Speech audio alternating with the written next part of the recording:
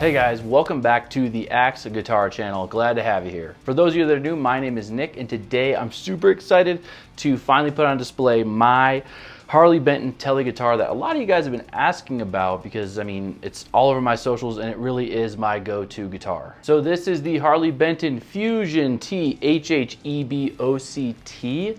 Yeah, I know, it's a mouthful. So this is from the Fusion line of Harley Benton. You know, makes the Strat style that, you know, usually can come with a locking trim, and it's really kind of like a more versatile Strat compared to like a shred guitar. It's kind of like a good middle ground. So then this one is like the TELE version. It's got that TELE headstock and everything. And I actually got this, I won it on a shred contest, the Guitar Max shred contest. A lot of you know who Guitar Max is. He's all over YouTube. He actually checks out a lot of budget style guitars, i.e. this one. I think he did a video on this one as well. But I won this one being third place, and I have absolutely fallen in love with it. It's like my go-to guitar. Now, some background for Harley Benton. These guitars are actually like a budget brand, meaning they're pretty affordable. And I'm pretty sure they're designed and, you know, kind of the concepts are by a German company. I think that they're German, but they're actually made, a lot of them, in like Indonesia and offshore factories. Now, I know some of you use Harley Benton, but then there's a whole nother side of the spectrum who don't even know what it is. And I get asked all the time what model this is, what kind of guitar it is, you know, stuff like that. And so that's the reason why we're really doing this video. I really want to give you a glimpse into like what budget guitars can really, you know, provide. Now we'll get into a further demo in just a few minutes, but I really want to talk about the specs of this guitar. Starting at the top, the locking tuners right here, that's a really nice touch. You'll find that, you know, as we go through this guitar, Harley Benton has these little like gems and things that they put on their guitars that really make it worth the price, and locking tuners are one of them. I'm pretty sure this one, these are Grover locking tuners, but the ones that you can buy now off of the Harley Benton website are the WSC staggered locking die cast. But anyways, that's a really nice touch. And then, you know, TELE style headstock, I love that. I'm a TELE guy, so I love it. Non-locking Graphtec nut. And what we're looking at here are 22 frets, and all of which are stainless steel, which is a great touch for like a budget guitar. Definitely makes it really worth it. So stainless steel frets might not seem that important to you, but I've used both stainless steel and nickel on my other guitars. And the nickel ones, I've managed, you know, because I do a lot of leads, I've managed to kind of grind them down where the strings sit. And that's led to needing like fret dressings and readjusting the neck. I've been using this and shredding on this thing for 4 years, and I can't see a single divot in any of the frets. So that's actually kind of like a pretty, you know, interesting buying point right there. Rocking an ebony fretboard, which is great. It's not rosewood, not that really dry, gritty fretboard that you have to maintain, you know, all the time. I really like ebony because it stays kind of, I guess you could say, slick. It keeps its speed. And then the body is a Naoto body, which has this really cool TELE look. Pretty classic, looks just like a regular Telecaster, but it's got it's got a cutaway that's a little bit more kind of into the guitar, and it adds that little finish to it. Kind of has the brown finish because it's got that natural wood binding there, which is pretty sweet. Kind of makes this guitar look like a kind of like a billiards table, but you know, either way, it's pretty cool. Now we'll turn it around here. You can see it's got Canadian maple. It's a one-piece neck. Pretty, you know, just standard and nothing special there, but it is a bolt-on construction, and you can see it's kind of got that contoured heel, not to the degree of like a Jackson or Ibanez, but it is trimmed down a little bit. It's thin enough to access those higher frets. And my type of playing, you know, I do a ton of sweeping, and I sweep all the way up and down the fretboard, even on these higher frets. And I mean, you can see my hand just resting here. I can get to everything. Like, it's pretty, you know, maneuverable, which is nice for a, you know, a budget guitar. You don't really see that. Now the pickups here are 2 humbuckers, so it's an HH design, and they're Roswell pickups. Don't know too much about Roswell. All I can say is that they are extremely versatile. I found that these pickups are pretty good with that dry, almost chug metal tone, but then also for leads, it's got a really clear, crystal clear, almost searing sound to them. that really aid in your playing. Now this thing does come with a tremolo. It's a Wilkinson non-locking WVS 511K. This thing's been great, low maintenance. It's pretty smooth. I don't have any grinding or any problems with the knife edges, which is perfect. And then also it's a pop-in / screw-in tremolo arm. So you kind of have to put it in, screw it in, and then it'll set. In terms of tuning stability, this tremolo has been great. For a non-locking trem, pretty impressed at how well this thing can stay in tune, and also how clear and it doesn't cut into your tone while you're using the tremolo.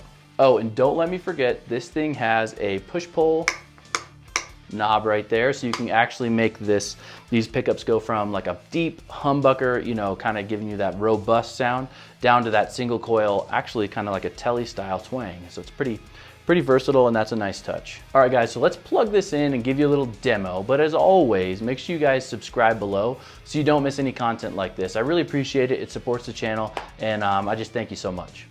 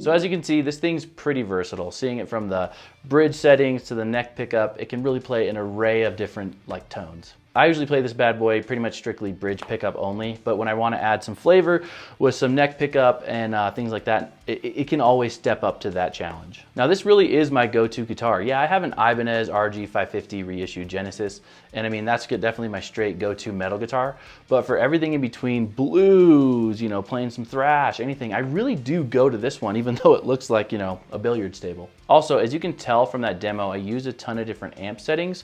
These pickups really do cooperate with your signal chain and give you the tones you want. You can dial it in really easy. There's no fuss from the pickups. You know, I have a Nazgul in my Ibanez, and that, you know, while it's a great pickup, it's a little tinny, I guess you could say. And so it kind of limits the range of, you know, what you can ask from it. Now, I got this one, I think, in 2020. So it's a little older of a model. They still sell the same thing with just a few different adjustments. One of them is that the selector switch isn't like a classic TELE. This is kind of like your classic TELE setup, but the selector switch on the new ones are canted a little bit, which actually gives you it's a little bit more ergonomic, I'd say. Now the price for one of these bad boys on the Thomann website is $269. Yeah, I know.